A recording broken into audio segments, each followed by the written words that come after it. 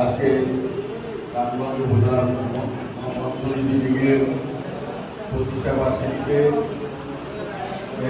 এবং আলোচনা সভার স্নেহের সভাপতি মামুন উপস্থিত রয়েছেন। আমাদের পৌর আওয়ামী লীগের সাধারণ সম্পাদক সাবেক মেয়র আহমেদ উপস্থিত রয়েছেন। আমাদের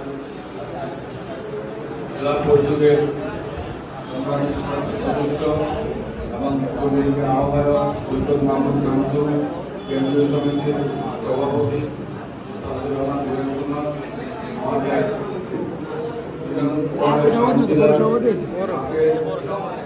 শ্রমিক লীগের উপজেলা সভাপতি রেজুমান সহ আমাদের মৎস্যজীবী লীগের উপজেলা পর্যায়ে অন্যান্য নেতৃবৃন্দ এবং আমাদের সামনে উপস্থিত আমাদের উপজেলা স্বেচ্ছাসেবক লীগ সহ সহযোগী সংগঠনের নেতৃবৃন্দ, আমাদের সামনে উপস্থিত মৎস্যজীবী লীগের সদস্যবৃন্দ, নেতৃবৃন্দ, আপনাদের সবাইকে উপজেলা আওয়ামী লীগের পক্ষ থেকে শুভেচ্ছা এবং অভিনন্দন।